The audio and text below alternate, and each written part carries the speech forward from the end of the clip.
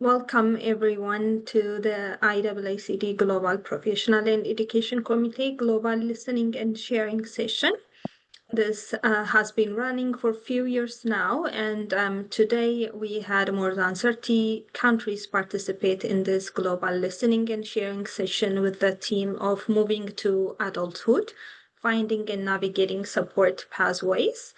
And thank you for joining us for this particular session with LHSC, and we will be focusing on from pediatric to adult care, a guided journey with LHSC's transition in care team. And we have our panelists here, and I will soon be introducing everyone. I am Salaminish. I'm a developmental pediatrician at Children's Hospital here at LHSC, and I will be moderating this session for you. Just a few ground rules. So we would love to have everyone's on camera and participating actively. But if you do not wish to be recorded or would like to remain anonymous, please know that you do have that option to turn off your video and also not comment on the chat or rename yourself as participant. However, we would love to see you. So this is the Transition in Care program. You can scan this QR code and it will take you to the website link to learn more about the Transition in Care at LHSC. And I will be introducing our panelists and we'll go ahead with our session today. So let's begin by introducing Leah and Elza Aloysius, who plays a vital role as a transition navigator in the Transition in Care program at Children's Hospital, LHSC. Leanne brings a world of experience starting her nursing career in India and working internationally in Dubai and Saudi Arabia before joining LHSC in 2019. Since 2024, she has been an integral part of the Transitions in Care team, and she is currently pursuing her master's in nursing leadership at Athabasca University, and she's very passionate about supporting families through care transitions. Outside of her work, Leanne enjoys exploring diverse cuisines and reading fiction. She lives in South Old St. Thomas with her husband, 2 children, and their cat, Rocky. Please welcome Leanne with me. We are honored to have you here today, Leanne. Thank you. Next, we have Nicole Dendecker, who's a registered nurse and transition navigator at LHSC. Nicole began her journey in transition care within pediatric neurology and has been instrumental in expanding the program across Children's Hospital. Nicole's work goes beyond clinical care. She's actively involved in research on healthcare transitions and has helped secure grants to strengthen this program at LHSC. Her advocacy ensures continuity of care for young adults and builds bridges between pediatric and adult services. Thank you so much for joining us, Nicole. We look forward to learning from you. And our third panelist is Dr. Caitlin Cassidy. She's an associate professor in rehabilitation and pediatrics medicine at Western University. Dr. Cassidy completed an honors Bachelor of Science in kinesiology at McMaster University, followed by a Doctor of Medicine degree at the University of Ottawa and residency training in physical medicine and rehabilitation at Western University. Her clinical focus is the Transitional and Lifelong Care Program at Parkwood Institute, which provides long-term rehabilitative care for individuals with complex childhood onset conditions like cerebral palsy and spina bifida. Dr. Cassidy's research centers on improving transition experiences and understanding long-term health outcomes. It's an honor to have you, Dr. Caitlin. Well, joining us next is Dr. Janice Lim, a clinician researcher specializing in developmental pediatrics. Dr. Lim practice focuses on autism, ADHD, and related neurodevelopmental conditions. Dr. Lim has integrated transition care models into her clinics and is supporting youth transitioning into adult medical services. Dr. Lim is a co-investigator to national research networks like the Province of Ontario Neurodevelopmental Network and Kids and Beyond Neurodevelopmental Trials, a Canadian clinical trial network. It's an honor to have you as well, Dr. Lim. Our final panelist is Darlene Durand, a parent partner at LHSC's Transition Clinic. Darlene has navigated years of complex care decisions for her daughter and now the critical transition to adult healthcare. Her family's journey has been deeply shaped by the Transition in Care program at Children's Hospital, which provides guidance, coordination, and compassionate support during this pivotal stage. As a current parent partner with London Health Sciences Centre, Darlene champions family-centered care and promotes meaningful collaboration between patients, families, and healthcare providers.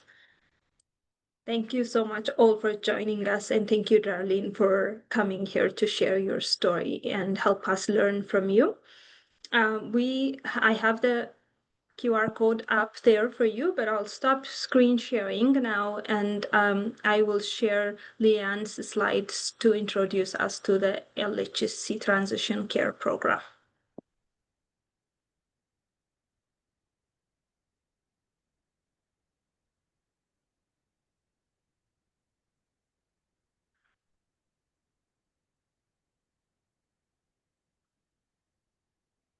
Over to you, Leanne. Good afternoon, everyone. Thank you for the warm welcome and thank you for everyone for being here. I'm pleased to introduce you all today the Transition Care Program here at Children's Hospital, London Health Sciences Centre. This novel program supports our youth-aged patients moving from pediatric to adult care. In this presentation, I will focus more on the transition process for our youth with disabilities.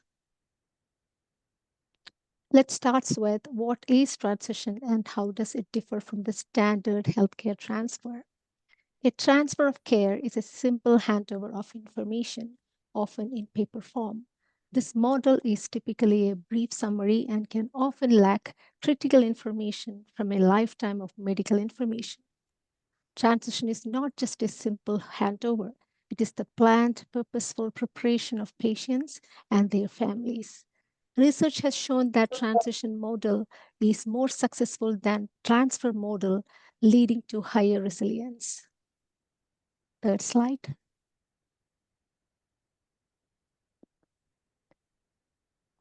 So why do we have a transition in care program? Health transition often face system gaps and inconsistent processes, which lead to poor treatment adherence and missed appointments. These issues can escalate into emergency visits, mental health crisis, and preventable complications, placing financial strain on healthcare systems. At the same time, adolescents undergo complex physical, psychosocial, and vocational changes, requiring guidance for self management and navigating new care systems. Families and caregivers are so deeply affected. The negative experiences increase their burden and distress, while many youth still rely on family involvement for decision making and support. Next slide, please. What are the challenges for caregivers in transition to adult care?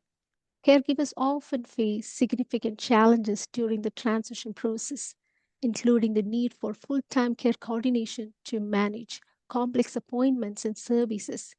These services are often fragmented in adult care, making coordination more challenging.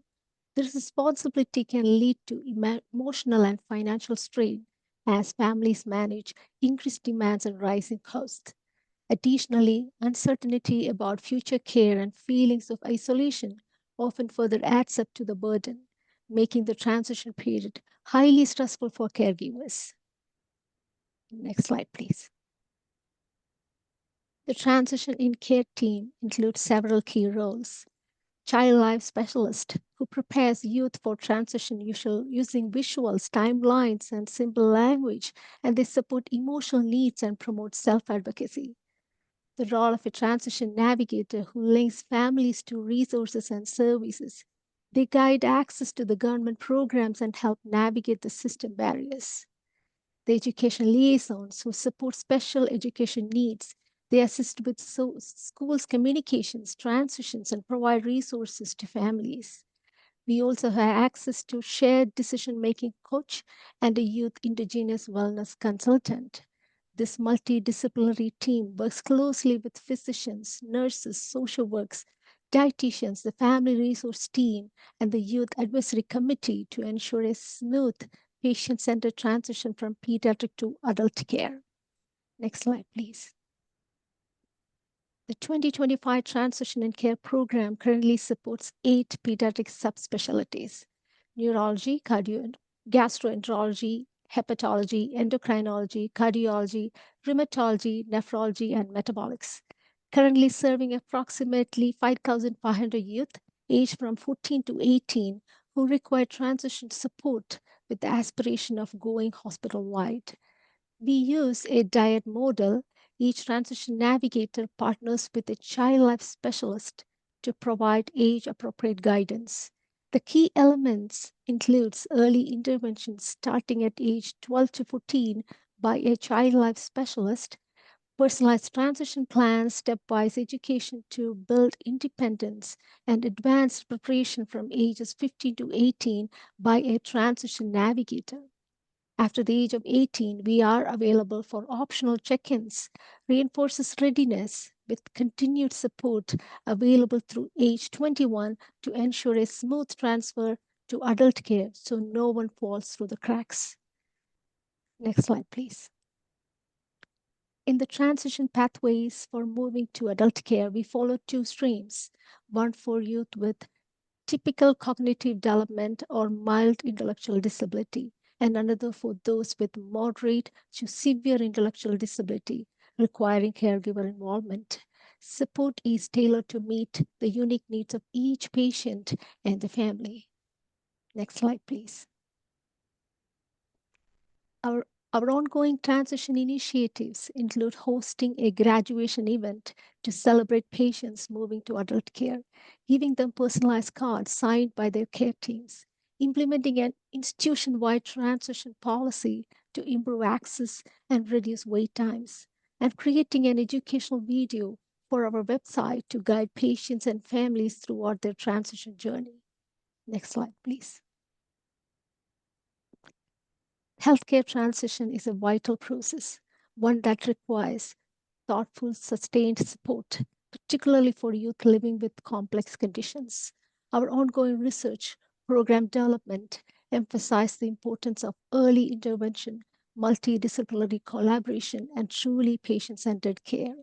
Together at Children's Hospital, we are making meaningful strides towards building a transition system that fully equips our youth and families to confidently enter adult services.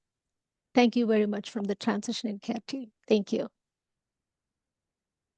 Thank you very much, Leanne. That was really an impressive work, I would say, and most of our challenges that we have in childhood onset disability care, you guys are covering most of those extents, and thank you so much for all the work you do. And with that, I'll just would like to open it our panel and would start with my first question to Nicole as a transition navigator and part of the team of the Transitioning Clinic program as well. Nicole, could you walk us through what the journey from pediatric to adult services typically looks like for families you support? Thank you for that. Absolutely, I can. I think Leanne touched on a lot of it during the presentation already, but one of the key focuses of the journey for our patients is that it needs to be a gradual one. So for the families that we support, we really start their journey in early adolescence. So for us, that's around the age of 12 to 14. So we ask at that time that their care team brings us into their circle and we introduce them to our dyad model. So As Leanne said, our dyad model is a team of a child life specialist and a transition navigator. During these younger years, our child life specialist plays a central role. They really foster that curiosity and start introducing key concepts like self-advocacy and coping strategies. And these conversations really try to focus on helping these youth to learn to, do simple things like name their diagnosis, understand the medications that they're taking, and start recognizing their own healthcare needs. And then as they continue on with us, as they get older, these discussions continue. They typically have 3 formal follow-ups scheduled with our transitions team. However, because care is individualized, they have access to us whenever they need it. And then at that time too, they can start meeting with our educational liaisons. So we have 2 of those who I think have joined our meeting today. And these are experts in our education system because we know that there's a lot of transitions that take place within education as well. So sometimes that's the transition from grade school to high school, or changes with IEPs, or maybe it's, some upcoming lengthy hospitalizations, and we need to talk about doing some in-hospital schooling. So we have that option as well to help with those transitions, which is an amazing support for our youth.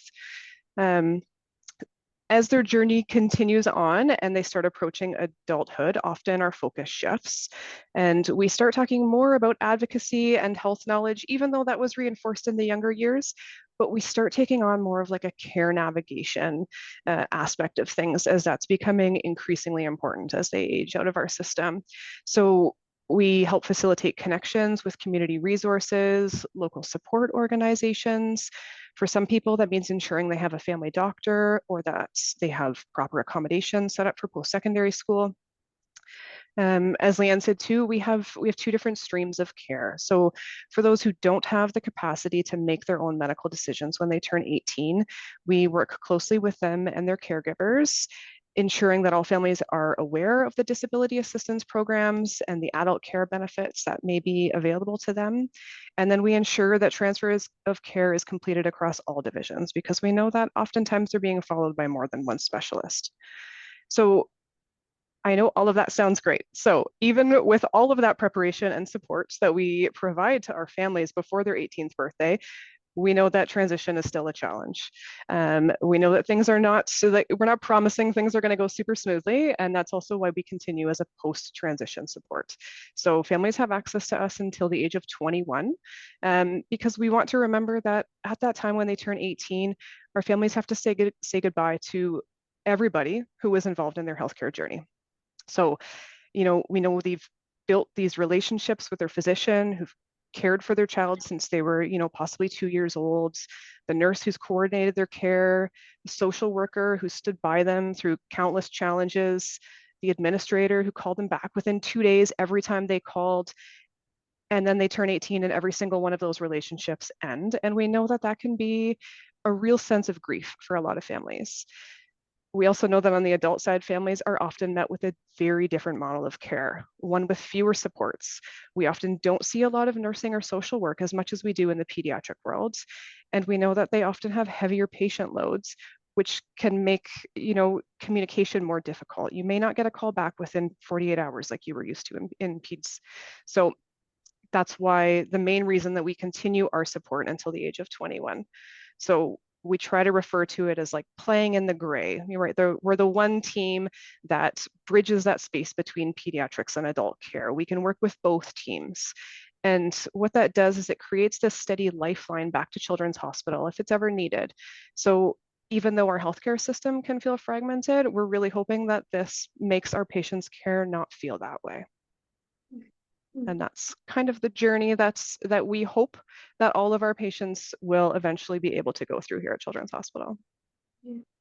Thank you so much, Nicole. And there is a question in relation to that, your end point there from Erin, from the audience. How many dads are part of the transition team and how many patients do you see per year?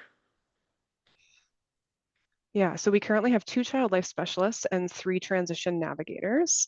Because the child life specialist focuses more on the younger ages and the transition navigator sees a larger age span and more ages, the child life is able to hold more like a larger portfolio than transition navigators. So hence why we have 2 versus 3. Currently, we've done a data poll of the 8 divisions that we're currently covering, and between the ages of 14 and 18, there's 5,500 youth that can be seen within that. Currently, I want to say that our current numbers are up to about between 500 and 600 patients that we've worked with just this year alone. Well, I'm sure there are more questions coming up for the transition team. I'll just get the panel going a little bit, and we'll come back to the questions from the audience as well. And I just would like to involve Caitlin. Can you tell us how does the interdisciplinary collaboration enhance the transition experience for you with childhood onset disabilities? And you could share like real world examples from your clinic as well. Thank you. Thank you. Thanks for the opportunity to be here and share our experiences as well. So I'm a physiatrist, a specialist in physical medicine and rehabilitation, and I am grateful and enjoy a cross appointment with the Department of Pediatrics so that I can be involved kind of on both sides of that pediatric adult divide. And the program that I work with is called the Transitional and Lifelong Care Program. And so, as you may recall from the introduction, our program was designed to provide supportive services for people with childhood onset disabilities, particularly those with cerebral palsy, spina bifida, and other developmental disabilities. And so our program is quite interdisciplinary by nature and by design. So our program started back in 2014. And so we have now 2 physicians, both physiatrists as part of the program, and also a nurse practitioner, a social worker, a physiotherapist, an occupational therapist, a dietitian, a speech language pathologist, and a rehab assistant. And so not all of them are with us full time as much as we wish they were. We are grateful for all the bits of time that they're able to give us. And so in our program, we rely on an interdisciplinary care model, I would say, every day. So my closest collaborator most frequently is our nurse practitioner, as one might expect. So all of our patients who come into the program get an initial phone intake with our nurse practitioner, who reviews cases as needed with one of the physician members of the team if there are sort of acute issues that are identified by phone. And then we bring them in for an in-person appointment. And the reason we do that is just so that we can start the ball rolling on referrals or different things that might be needed that we can identify quickly by phone, so that people don't wait to have that first in-person appointment before we kind of get them on lists or start different sort of things that we might be able to identify earlier. Once they come into clinic, they might have an interdisciplinary clinic opportunity where they might see both a physician and a nurse practitioner, or depending on their needs, they might also come into what we call our joint clinic, where we're also accompanied by an adult neurologist so that we can simplify things and reduce visit numbers for patients who also have complex epilepsy. So we can, avoid one extra visit to a different hospital to see a different adult provider where we can. So that's another concrete example. And then I would say the other sort of clear examples for us. So our team meets once a month for what we call our team meeting. And that's no patients are there. That's just us getting together as a group. And we review all of our patients who are upcoming to come into clinic that week, so that we can have an opportunity to share what each of us might be working on with those patients. Not all of them are in active care with all of our team members, because we sort of pick up and put down different services from our team as needed. But anyone who is involved has an opportunity to say sort of what they're working on, and also what sort of treatment plans are in place, so that we can pick areas where we might be overlapping, areas where we might be able to improve efficiencies by working on things together, sort of, et cetera, et cetera. And that often leads to more spin-off opportunities for collaborative care as well. So for example, after we discuss a patient in team rounds, it would not be uncommon for me to have a patient in clinic and our dietitian to stop by, because we had identified that that patient was having some challenges with a new enteral feeding formula, for example. So they might stop in and make some adjustments right in clinic. Our dietitian might see someone together with our physiotherapist if there are some weight management goals in play, where we're looking at sort of exercise as well as dietary changes. Our social worker might see someone together with our physiotherapist if we're looking at more sort of chronic pain management strategies. So there's a variety of sort of interdisciplinary opportunities that present themselves by having these sort of regular meetings with each other. In general, I would say that the other thing I'll just mention quickly about our model, if it's okay if I throw one more thing out there, is that we do try to kind of bridge that gap to the best of our ability.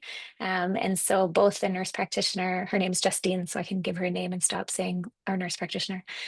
So Justine and I go to pediatric clinics a couple of times a month as well. So we go right into the pediatric cerebral palsy clinic, and we go right into the teen spina bifida clinic so that we can start to meet patients before they're formally discharged. So they do get to see us starting from the time that they're about 14 or 15 so that they can familiarize themselves with us. We can get involved in their care and start proactively planning some of those transition pieces as well. And then we'll just kind of, carry them over with us to the adult clinic once they're discharged from their pediatric programs. So that's a quick snippet of the way that our model works. And I think we love our interdisciplinary model. We would love to do it even more than we already do. If we had sort of more hours in a day, then we would have more opportunities still to get all of the people in the same room, but we do what we can. Yeah, and that is wonderful. Thank you so much, Kathleen, for sharing. And I would say these two are great models, very ideal, and one that we would like to have installed in all of our clinics in childhood onset disability care. However, we all know that that is not a possibility to have it available for all with having some limited resources and capacity of clinics as well. And so with that, I would like to bring in Dr. Lim's insight, because we know Dr. Lim have embedded transition supports within your clinic, even without a dedicated program. And so can you share with us what strategies have worked best for preparing youth and families in your clinic, Janice? Thank you. Yeah, so as a developmental pediatrician, we know that we see these kids quite early in life. And for a bit at the start of when I had just joined Children's Hospital, there wasn't a transition clinic that was set up yet, but I was also the developmental pediatrician who was basically seeing kids who were 7 and up. So I knew that transition needs were going to be huge over the next few years. And as I was seeing the teens as well, I decided I'm going to embed transition services within my own clinics when I'm seeing the older kids. So I'm very, I guess, it's an advantage that I also had training in adolescent medicine. And so we understand that there is a portion where we can start transitioning them into advocating for themselves within a clinic appointment. So that's kind of how I started to do it.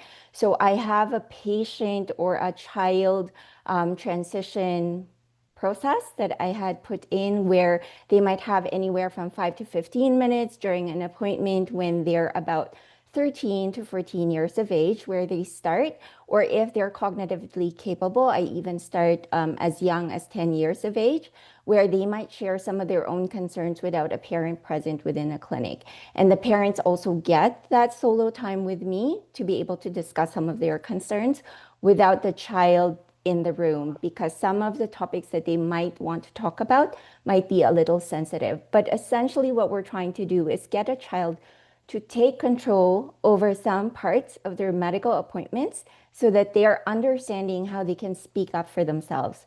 And a huge chunk of this, I might concentrate on getting consents from them. So as simple as a physical examination, we know that these kids have gotten used to going into doctor's appointment and just going through a physical examination. And I make it very clear to them at that point, you know what, if you're not comfortable about a certain thing and I don't really need to do a certain procedure with you today, then I might skip that and then we can rediscuss consent for those procedures in the next upcoming appointments. So that's kind of how I build the parent versus child transition process. And then I also have a transition checklist that I've created for the kids that I do see in clinic. So usually I'll break down the tasks that I do with them yearly. So for kids younger than 14, we might start off just by checking and making sure that they actually have all the different services and funding in place that they are eligible for. We might start talking about some financial concerns as well. So some of these families might not be aware that there are things like RDSP. They might not understand that there are trusts that they can open for their children. So that's something that we talk about in clinic. And as the children get older, I then start to make sure that they do have the appropriate assessment that they will need for, say, DSO or DSP applications. So we start making sure that they have a psychoeducational testing done. I make sure that they have all the forms in place. And then we also make sure to connect them with the Family Resource Center as well as social workers. So our division does have social workers who are able to help us and allied care workers as well, who are able to help us with that process. And then later on, as they get older, obviously we go through DSO, we go through ODSP applications, but we also talk about, again, that financial piece and maybe talk to them about the legal piece as well. Because as we know, when they become 18, they become adults in our world. And so we need to talk about making sure that they have power of attorney in place should it be needed. We need to make sure that they have substitute decision makers in place for them, because we know that this can be necessary for some of the kids that we see in clinic. In terms of transitioning into adult care itself, so for some of the clinics, they do have that in place. So I'm very fortunate to be working with Dr. Cassidy through the Rett Clinic, but also I realized that there was really no process for that for the other kids that I see, because I see a whole, mix of kids in my clinics. And so I've reached out to some family doctors, and I've been fortunate enough to be able to create relationships with adult psychiatrists who over time we've collaborated, we meet, we talk about the clients that I might transition into their care, because we know that neurodevelopmental disabilities can come with higher risk for mental health issues as well. So I make sure that I explain to them what are the services that this kid is already receiving, say through my clinic or maybe through TVCC, and we make sure that we set up their practice so that they're able to also have that allied health team with them when they finally see these kids when I transition them at the age of 18. And so they make sure that once they have follow-up visits with these kids, that they also CC me, and we keep lines open for communicating, collaborating for the care of these kids. Unfortunately, the clinic doesn't allow me to extend beyond the age of 18, but because I work so closely with the adult psychiatrists and the family physicians, it's less of a scary experience for the families, I would say. That's wonderful. Thank you so much for sharing that, Janice. And again, Jen, forgive me, I did not forget about your question, but I will circle back to it again once we hear from Darlene, our parent partner. And Darlene, if you can share with us from your lived experience, what were the biggest opportunities and some of the challenges during your daughter's transition to adult care? Awesome, thank you. Yeah, I think we all know. So for years, we were surrounded by Children's Hospital, the team, right? We had supports not just for Emma, but for us. The fun room decor, the bears on the IV Band-Aids, child life, music, art therapy. There was always some sort of joy woven into those hard moments alongside our daughter. And that was our daughter's biggest worry, actually, about transitioning. Will adult care have those fun things? Can we bring stuff to do? What if I have to stay in the hospital? Is the room going to look fun? And it might sound small to all of us, but for a youth with special needs and developmental needs, who has spent years in and out of hospital, that's what mattered to her. And as a mom, I had been advocating, she just turned 18 in June. And so since she was younger, I would encourage her along the way to do things in her appointments where she could bring her health card. And I thought I had this transition thing, but it was getting overwhelming. And then a call came from the hospital, from Nicole, our transition navigator. And that was our turning point, where I just kind of went, oh, the support, the relief, encouragement I felt. It was kind of this immediate blanket of just feeling supported. And I was able to step back. So as much as we talk about this transition program for the children, it's just as much for us as caregivers, because I've been that person. I've been at her side. And now I'm being told I'm just a branch on the tree And Emma has reminded me since Nicole shared that with her that Emma's at the top of the tree now and I'm a branch and I'm there to still support, but Emma is to take some of this responsibility, which she has taken beautifully. Her first goal alongside Nicole was to call about her medications, talk to the pharmacist, get your medications refilled, pick them up. And so that was Emma's first big goal. And building on Emma's strengths of she loves people, she loves talking to people. That was her thing. And the funny quick story was at one point a pharmacy had called, but Emma was busy in a lesson. And I said, yeah, go ahead and refill them. Well, later that day, Emma reminded me, she goes, oh, I have to call the pharmacy to get my meds refilled. And I said, oh, honey, they called today and they have them filled. And she just looked at me with this look like, Mom, I'm supposed to be doing that. And it was this moment that I realized my role, yeah, I need to take this step back and just allow this to happen in front of us. So we felt prepared. We had worked with her pediatric team. We came up with some care plans for Emerge that were so beautiful at Children's Emerge, and they knew us. We worked on these care plans, but even with the best plans in place, things did not unfold beautifully as we had hoped. Our first interaction in adult land was kind of dismantling to my mom heart and to our daughter. We arrived with her care plan in hand. We were ready to collaborate. I had the paperwork. We had our tools in place. But instead of continuity at that moment, we were met with interrogation, sadly. Who prescribed that for her? And honestly said in these tones, I'm not exaggerating. Why does she have her BiPAP? We can't follow this care plan. I was heartbroken, and it felt like our story was being erased in real time, and like this bridge that we had built wasn't recognized on that other side. And that moment taught me something really vital, that we can have all this planning, we can have these transition teams, but it's about recognition on the other side that still needs to happen. It's the adult system needs to be willing to receive us as families with that care and understanding that we've been very involved along the way, and we're not just paperwork. I was very worried after that first experience. I was worried that adult care would mean I'm going to be told just to step back and get to the sideline. She's an adult now. You need to let it go. And after that first interaction, I thought that's the way it was going to be. Spoke with Nicole on the phone, having her as our kind of that liaison that we can call in. And I was able to pick myself up after talking to her and shake off what just happened and find my way back onto the bridge with our daughter and advocating. And I am happy to say, honestly, the last couple of months now, we are on the other side of this bridge and we're in adult land. And I'm feeling okay. I still feel as a mom, I got to dig and pull together specialists and figure out who's the best specialist to refer to. She's got a team of 7 that we've had to replace. And so that's a little different because in pediatrics, everybody knew everybody and who they wanted to refer to. It's coming together though. We've had lots of appointments now with her new team. And things are feeling okay. I'm feeling like they're collaborating with me as a mom. I'm feeling like they're not looking at me as that overprotective parent, but as a partner. But I'm also coming prepared to the table, to these appointments with paperwork, they may not know Emma's diagnosis. It might be new to them. So I'm like, oh, here, I have a cheat sheet for you, just to kind of bridge that gap so that they know that I'm here to partner with them. I'm not just being overprotective.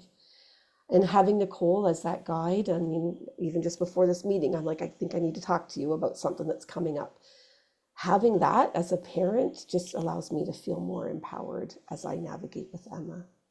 And so as much as we've been grieving a little bit of this journey and all of our familiarity is gone, I'm not letting that grief cloud what's going to be happening and unfold for our daughter. So we're very thankful for the team that we've had. Thank you so much, Darlene. Thank you. That's a beautiful and courageous story that you have shared with us. And thank you. I think you put a light out there for many of the families who may have joined our call today and who would be listening to our conversation later on. And thank you for highlighting on the recognition on the other side, and that team replacement is a big thing, a big change for the family and for the children. Thank you so much. Yes. Nicole, if you would like to tackle the question from Jen Linden, if are these services available in other parts of Ontario, like Thunder Bay, or is this only for London? And with that, you can tell us the referral pathway to the transitioning care program as well. Yeah, so absolutely. Services are available. Thunder Bay is part of our catchment area at LHSC. So if you have a child or, you're just kind of in that transition time period and you are followed by one of the 8 specialties, if you don't remember what they are, that's okay. I have an email address here I'm going to share in the comments. You can self-refer as a parent, as a family member, send us an email. We'll look into it, see what we can do. Otherwise, you can talk to your pediatric specialist, ask them to put in a referral. We have an online system that they can do referrals through. It's not user-friendly, but that's okay. That's for them to worry about, not you. It's a lot easier for you to send us an email at this email address. So yes, happy to help. Thank you so much. Yeah. And Leanne, if you want to comment on some of the tools that are available in the website as well, you're welcome to. So we have a few tools which we send either by email or we'll just hand over to the patients. It's one thing is like patient and family checklist, which we share with every patient, whom we see. And we have youth act resources, which we have this community resources and government assistance program. It's a very long list, a few pages we have. So we send it through email to patients after the appointment. And that is really helpful for most of the patients. Some of the patients don't even know that these things are there, it exists. So they love that resources which we give them. And we made something like modules, like transition modules, which is like, more, we divided like 3 modules, which is very much helpful, but we haven't given that to the patients yet. We are in that process. Then we sit with the patients. We usually talk to them and we'll come get an idea like what are their needs. It's always, you know, patient dependent, depends on the patient's needs. We usually share them the resources and we'll get to know what they need. And it's much more beyond. So one example is like if a patient from Woodstock, she called me and her patient is, her daughter is got some developmental disability kind of delay, and the mom doesn't know any kind of service in Woodstock. So as a transition navigator, I called in this community service in Woodstock, and they sent me an, they were so cooperative. They sent me a contact, which is very much helpful for that mom. And she was so happy that she didn't know that there is some kind of services available in the community. So all the navigators and child life specialists, we don't just rely on this, the resources which we prepare, but we just go beyond that. We look into the community and find more resources for our patients. And we have the website. Please go through the website. You will find more information about what we do. Thank you. Thank you so much, Leanne. And I see our audience here in Caitlin and Janice. We have many people participating from Africa to Canada, and I see some colleagues from Ethiopia as well who have been sharing this morning. They are trying to establish a transition clinic. So for someone clinicians who would like to follow your model and to inform transition services, like what advice would you have? What are the lessons, or where do they even start? If you can share a few ideas about that. I'll start with Caitlin and then Janice.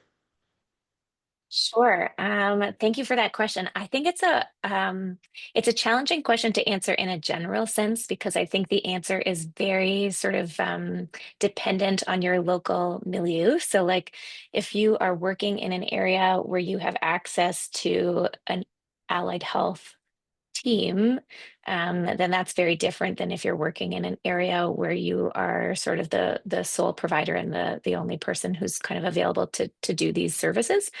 In our setting, so the Transitional and Lifelong Care Program here, we applied for and received funding from it was called the Local Health Integration Network at the time, so sort of the provincial funder. We applied for funding from them to support the hiring of a number of our allied health care members. And so that obviously was instrumental in getting things up and moving and underway.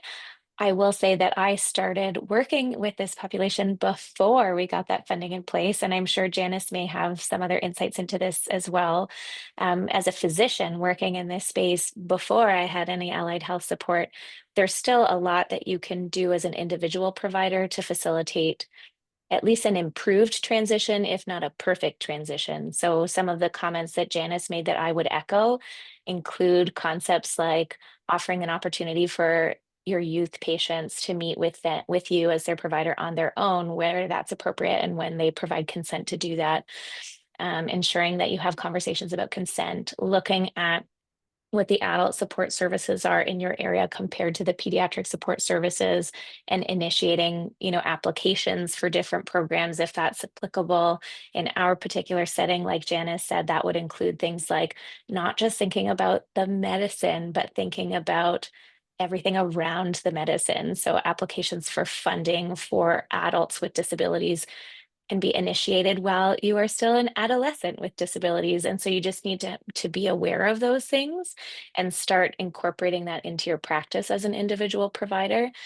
And then the other thing that I would say too is relationship building with adult providers is critical. So, even as someone who is primarily housed in the adult system, I think I had to do a lot of legwork when I first started to create some collaborations with the people that I knew I would need as common partners. So, for example, I mentioned that I have a neurologist who now comes and does clinics with me here. That was a relationship that I established early on. I also, made connections with some gastroenterologists, some respirologists, different people who I knew I was going to be calling on with the complex population that I follow.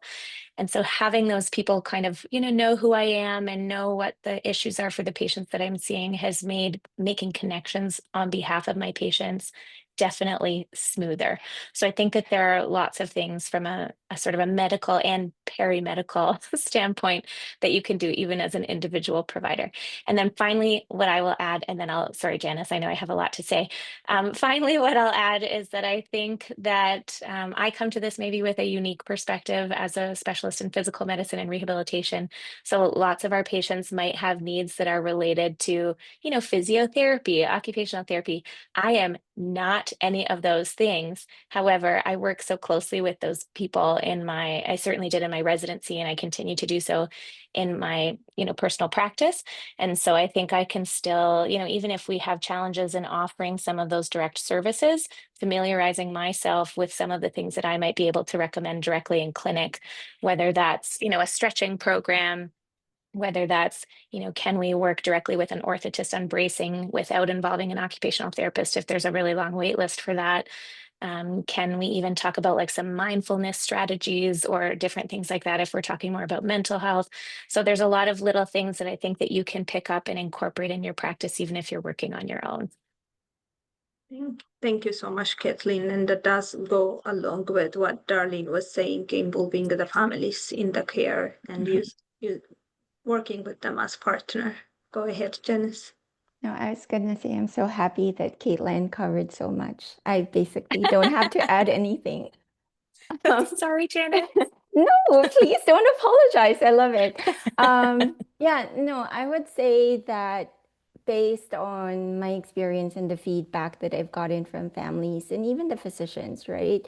When I try to prepare the kids for transitioning into their care, I think sometimes we forget in the pediatric world, we tend to collaborate with other pediatricians and other subspecialists. We forget maybe sometimes to connect with their family doctors, and their family doctors feel out of touch. And so when you're transitioning them when they're in their late teens, the family doctors are very confused and maybe very concerned that they might not be able to handle all the different issues that might come up. So I think making sure that when you start thinking about transition, to actively include their family doctors and maybe actively thinking about who you might transfer care to and ask them if They might want to do what Caitlin is willing to do, go into your pediatric clinic once or maybe twice a year for some of the older kids and see whether or not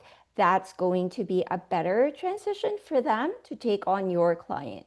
I think at the end of the day, it is about building relationships with physicians as well as building relationships with allied care workers. Like I have our division has actually tried to create relationships with psychologists in the community. And the reason for that is because we know that when it comes to, say, counseling services or therapy services or even testing, for a really long time, people have forgotten that the kids don't just get to age 5, right? Beyond early intervention, there has to be services that are implemented that should be, have good clinical evidence for why we do them. And so collaborating with other community providers allows you to create some of those services and some of those pathways so that you're essentially transitioning them slowly as they're getting older. And then by the time they become adults, it's not so scary because a lot of your partners are, known to them as well. And these services aren't foreign to either side. And then when it comes to families, I think having that communication with them quite early, like I've gotten really good feedback from parents when I start talking to them about, puberty changes. And usually that's kind of the way I also introduce transition. And they realize, oh yes, I focused so much on maybe the medical aspects when they were younger, and now it's time to kind of talk and think about other things that are coming up.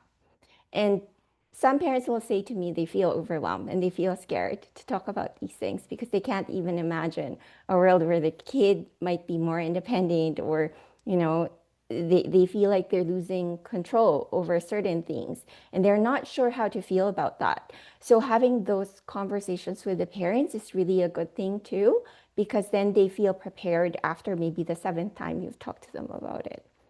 It's not a guarantee, but parents have given us good feedback about that. And they feel that at least they're not drowning or they're not confused or they're just not lost in the system.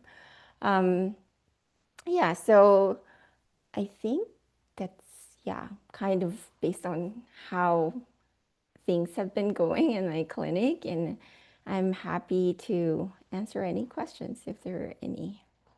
Yeah, thank you so much, Janice. And that was well said on both sides, Janice and Caitlin. And thank you for highlighting the most important points there. It goes along with today, the full day was filled with discussion around transitions around the globe. And there were questions around why everything has to happen in that 1 year.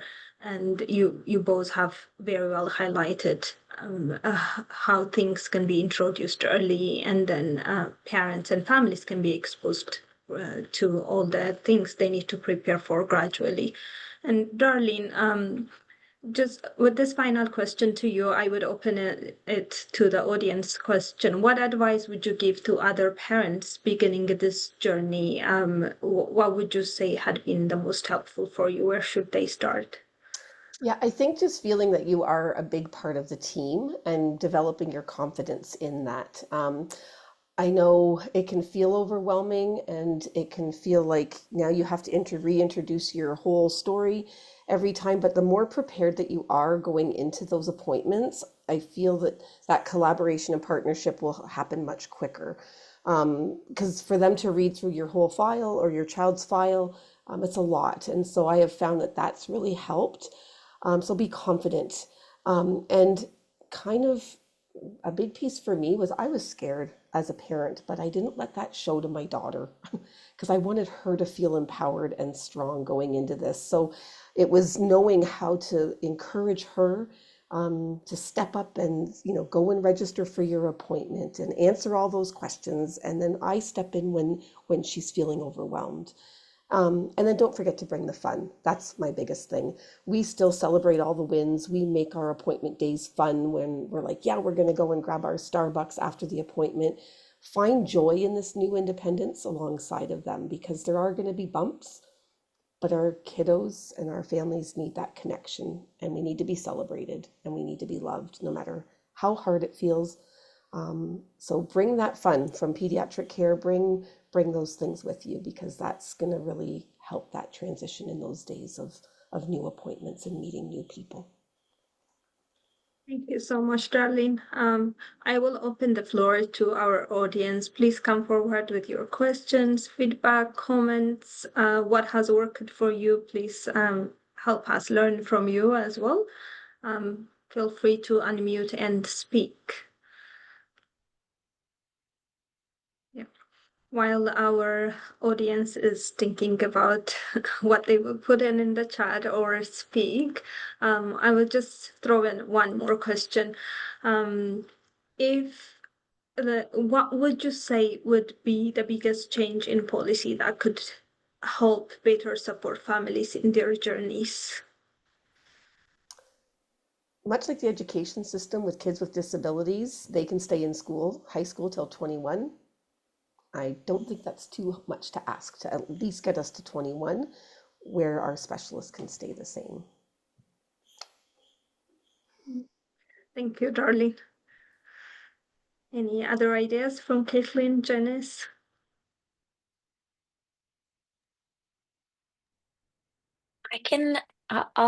Oh, this is a hard question. I feel like it could be contentious. I feel like one thing that I would love to see is improved funding for sort of comprehensive care on the adult side of the divide. And I know that this is why I always kind of worry a little bit about saying this out loud, because I know we can use more funding everywhere and there's no more funding to be had. And I'm sure many people on this call struggle with that scenario. So this is not to suggest that pediatrics doesn't also need or would benefit from more support and funding. I do think on the adult side, funding models are just so different, and that spans funding models for physicians, but also funding models for allied health services, funding models for community support services. It's just so different. And I think there's just so many more people competing for the same pot that's challenging to make sure that there's kind of enough to go around. But I would love to see less of a difference between what's available to my pediatric patients and what's available to my adult patients. Thank you, Kathleen. That's awesome. Yes, Janice. I was going to say, in my ideal world, where I can have anything on my wish list, I would want more clinics where peds and adult providers could be together. And as Caitlin had mentioned, like that shared pot, right? Because I feel like if it were possible for a pathway to have both peds and adult services together, working together, and they can have funding for that, that is something that I would wish for. Obviously, again, ideal world where resources are unlimited, allied health will never retire. No doctors ever have to close their practice. But yeah, that's something that we would all hope for, I think. In this very same way that we might want to have more multidisciplinary clinics for some of these very, very complex kids. Indeed. Thank you, Janice. Nicole, Leanne, anything else you would like to add? I would like to just echo that, because I think that we can do all the preparation in the world, but if there is no pathway for these youth after they turn 18, we're not accomplishing much.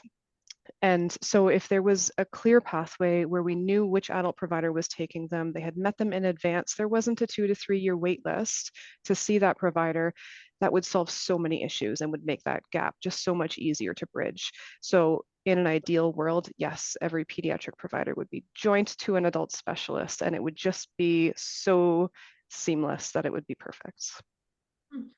Amen. I love that. Yes. We all love that, and that I think that's what we all dream about as developmental pediatricians and as professionals, families, parents in childhood onset disability care as well. And I see a lot of good comments in the chat as well. Thank you, Sarah, for your comment. And I see a comment from Darlene as well. You want to add anything, Darlene? Yeah, I think just to encourage families to reach out and tap into things. So I know Nicole sent me a flyer for a substitute decision maker workshop. And I think sometimes as families we get inundated, but if you're in this transition, like tap into those tools, get those people on your team so that you know that you have someone to tap into. Like go to conferences if you can with your kiddos or do online things. It's just a really great way. Knowledge is power, and when we know better, we really can do better. Thank you so much, Darlene. And I know we are right on time, but we cannot put down a raised hand. Dr. Abraha, you can go ahead. Thank you very much for the opportunity. Experiences being shared.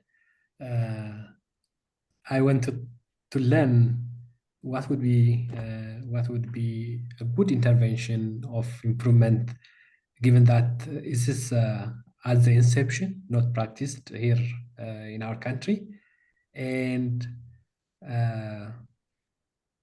when basically graduating from pediatric care means they are discharged from hospital follow-up.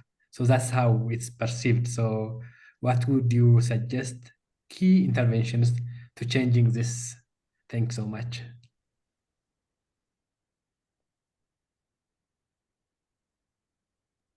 Thank you, Abraha. Kathleen, if you would like to take that on.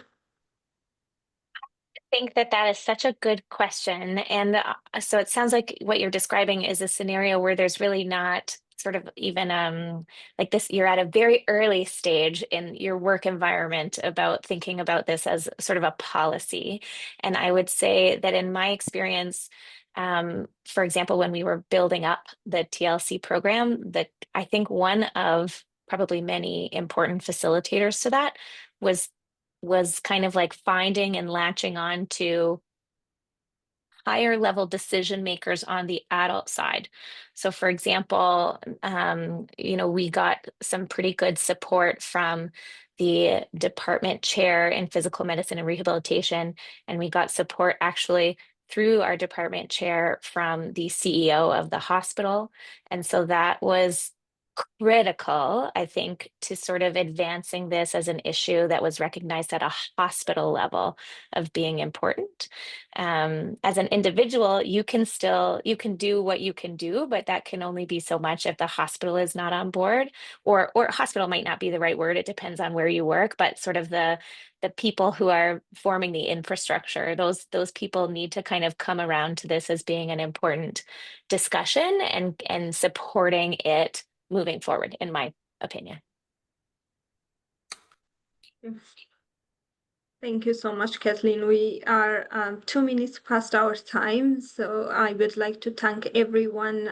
Thank you, the panelists, for being here. If you don't mind staying 5 minutes, we can have a short feedback, but I could let everyone else go.